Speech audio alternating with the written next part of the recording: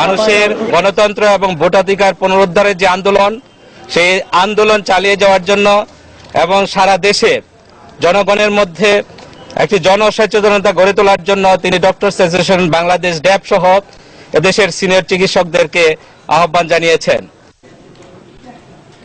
Zia orphanage trust দুর্নীতি মামলায় সাক্ষ্য নেওয়া 29 জানুয়ারি পর্যন্ত মুলতবি করা হয়েছে। পুরান ঢাকার বকশীবাজারে বিশেষ জজ আদালত 3-এর বিচারক আবু আহমেদ জামাদার এই তারিখ ঠিক করেন। আজ সাক্ষ্য দিয়েছেন মামলার বাদী দুদকের উপপরিচালক হারুনুর রশিদ। তবে সকালে সাক্ষ্য গ্রহণে মুলতবি চেয়ে বিএনপি চেয়ারপারসন বেগম খালেদা জিয়ার আইনজীবীর করা আবেদন খারিজ করে দেন আদালত। কিন্তু নিরাপত্তার কারণ দেখিয়ে বেগম জিয়ার ব্যক্তিগত হাজিরা বিষয়ে করার সময় আবেদন মঞ্জুর করা হয়। জিয়া অরফানেজ ট্রাস্টের 2 কোটি 10 লাখ টাকা আত্মসাতের অভিযোগে 2008 সালে রমনা থানায় মামলাটি করা হয়।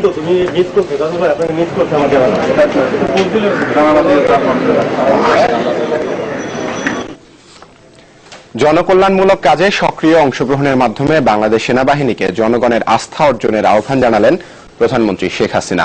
দুপুরে রাজবাড়ীর বালিয়াকান্দি উপজেলার সেনাকান্দিতে সেনাবাহিনীর শীতকালীন মহড়ায় অংশ নিয়ে এই আহ্বান জানান তিনি।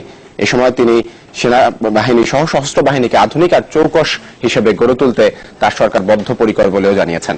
হাসান শুভ্রির রিপোর্ট, ক্যামেরায় ছিলেন নাসির আহমেদ বাবু।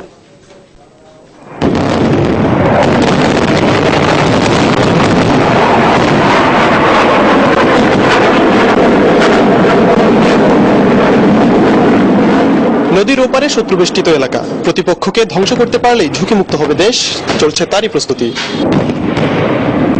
গড়াই নদীতে দুঃসাহসিক সেই প্রতীকী অভিযান পরিচালনা করল সেনাবাহিনী। বিমান বাহিনীর সহযোগিতায় রাজবাড়ীর বালিয়াকান্দির সোনাকান্দুর এলাকায় বৃহস্পতিবার হয়ে গেল এই শীতকালীন মহড়া। সেনাবাহিনীর 55 পদাতিক ডিভিশনের আয়োজনে এই মহড়া শুরু হয় গত 21 ডিসেম্বর।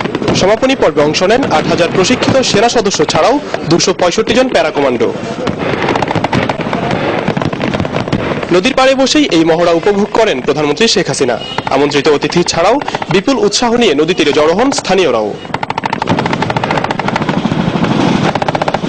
সেনাবাহিনীকে দক্ষ ও প্রশিক্ষিত করতে সারা বছর যে মহড়া অনুষ্ঠিত হয় তারই অংশ হিসেবে অনুষ্ঠিত হলো এই শীতকালীন মহড়া। নদী পার হয়ে কিভাবে আক্রান্ত এলাকাকে দ্রুত শত্রুমুক্ত করা যায় তাই দেখানো হলো এই মহড়ায়। মহড়া শেষে সেনাবাহিনীর দরবারে ভাষণ দেন প্রধানমন্ত্রী। পদাতিক বাহিনী সহ সংশ্লিষ্ট সকলকে এবং আমাদের সেনাবাহিনী, বিমান বাহিনী সহ যারা সম্পৃক্ত সকলকে আবারও আমি আন্তরিক ধন্যবাদ জানাচ্ছি। সেনাবাহিনীকে একটি দক্ষ ও আধুনিক বাহিনী হিসেবে গড়ে তুলতে সরকারের নানা পদক্ষেপ তুলে ধরেন তিনি। মনে রাখতে হবে যে আমাদের সেনাবাহিনী শুধু আমাদের দেশ না, এখন সারা বিশ্বব্যাপী শান্তি রক্ষার জন্য কাজ করছে, জাতিসংঘ শান্তি রক্ষা মিশন। কাজে অন্য দেশের সঙ্গে তাদেরকে তাল মিলিয়ে চলতে হয়। কাজে আমাদের সব ধরনের প্রস্তুতি এবং প্রশিক্ষণ তাদের জন্য একান্তভাবে অপরিহার্য। সেদিকে লক্ষ্য রেখেই আমরা বিভিন্ন কর্মসূচি বাস্তবায়ন করে যাচ্ছি। বলেন, বাংলাদেশ এখন আর কারো মুখাপেক্ষী নয়, সকল বাধা অতিক্রম করে দেশ এগিয়ে যাবে। আমরা ভিক্ষুক জাতি হিসেবে থাকবো না, কারো কাছে হাত পেতে চলবো না, বিশ্ব সবাই মাথা উঁচু করে চলবো এবং আমরা নিজের পায়ে দাঁড়াবো। আমাদের যে সম্পদ আছে সেই সম্পদ ব্যবহার করে আমরা দেশকে এগিয়ে নিয়ে যাবো এবং আমরা তা পারি, তা আমরা প্রমাণ করেছি। জাতিসংঘ মিশনে আগামীতে বাংলাদেশের সৈন্য বাড়ানো এবং মিশনে কর্মরত সেনা সদস্যদের সুযোগ সুবিধা বৃদ্ধির ব্যাপারে সংস্থাটির সাথে আলোচনা চলছে বলেও জানান প্রধানমন্ত্রী শেখ হাসিনা। আল্লাহর কাছে আমরা সবসময় সেই দোয়া করি। আপনাদের সবাইকে ধন্যবাদ। হাসান শুভ্র, চ্যানেল 24, বালিয়াকান্দি, রাজবাড়ী। প্রধান বিচারপতি মোহাম্মদ মোজাম্মেল হোসেনের বিদায় সংবর্ধনাকে কেন্দ্র করে আওয়ামী লীগ আর বিএনপি পন্থী আইনজীবীদের মধ্যে হট্টগোল হয়েছে। দুপুরে আপিল বিভাগে অ্যাটর্নি জেনারেল কার্যালয়ের পক্ষ থেকে সংবর্ধনার আয়োজন করা হয়, কিন্তু অনুষ্ঠানে যাতে সাধারণ আইনজীবীরা অংশ নিতে না পারেন সেজন্য আদালতে ঢোকার সব পথের কলাপসিবল গেটে তালা লাগিয়ে দেন বিএনপি সমর্থক আইনজীবীরা। এই নিয়ে হট্টগোলের এক পর্যায়ে আওয়ামীপন্থী আইনজীবীরা একটি গেট ভেঙে ফেলেন। এদিকে সংবর্ধনা অনুষ্ঠানে বিদায়ী প্রধান বিচারপতি বলেছেন যে বিচার বিভাগকে শক্তিশালী করতে আলাদা সচিবালয় স্থাপনে সরকার উদ্যোগী হবে বলে আশা করেন তিনি।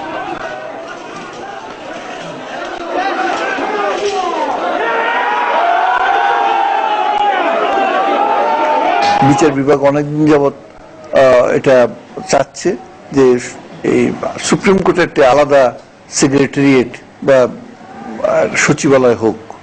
এটা অচিরে যেতে হয়, এই ব্যাপারে উনি আশা পোষণ করলেন। রাষ্ট্রপতি মোহাম্মদ আব্দুল হামিদের সঙ্গে দেখা করেছেন বিদায়ী প্রধান বিচারপতি মোহাম্মদ মোজাম্মেল হোসেন। বেলা ৩টার কিছু পরে বঙ্গভবনে যান বিদায়ী প্রধান বিচারপতি। এই সময় কুশল বিনিময়ের পাশাপাশি দেশের বিচার ব্যবস্থার নানা বিষয় নিয়ে আলোচনা করেন তারা। বিচার বিভাগকে আরো শক্তিশালী করার বিষয় নিয়েও তাদের মধ্যে আলোচনা হয়। বৃহস্পতিবার ছিল প্রধান বিচারপতি মোহাম্মদ মোজাম্মেল হোসেনের শেষ কর্মদিবস। আগামী 17 জানুয়ারি প্রধান বিচারপতির দায়িত্ব নেবেন সুরেন্দ্র কুমার সিনহা।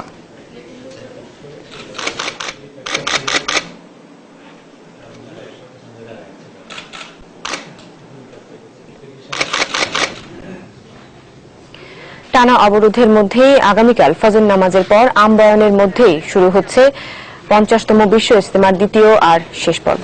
এরই মধ্যে লাখো মুসল্লি আসতে শুরু করেছেন টঙ্গীর তুরাগ তীরে। স্থানীয় প্রশাসন জানিয়েছেন আইন শৃঙ্খলা রক্ষায় সব রকম ব্যবস্থা নেওয়া হয়েছে।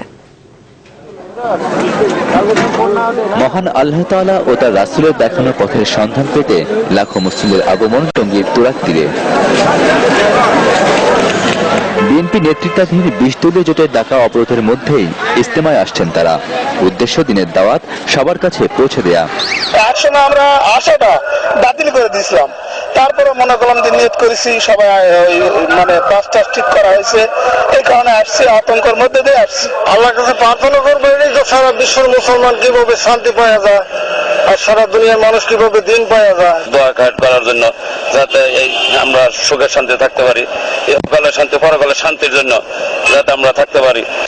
শুক্রবার ফজর নামাজের পর আমবনের মধ্যে শুরু হবে বিশ্ব ইজতেমার 50তম আসরের দ্বিতীয় পর্ব।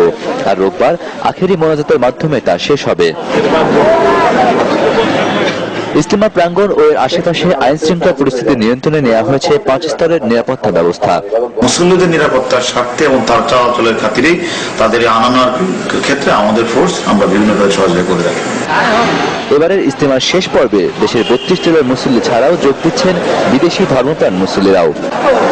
Desk report, channel 24। একটা বিরতি নিচ্ছি, ফিরে এসে আরো যা থাকছে। বঙ্গবন্ধু স্যাটেলাইটের কক্ষপথের জন্য বিটিআরসি ও রাশিয়ার ইন্টার স্পুটনিকের মধ্যে চুক্তি সই।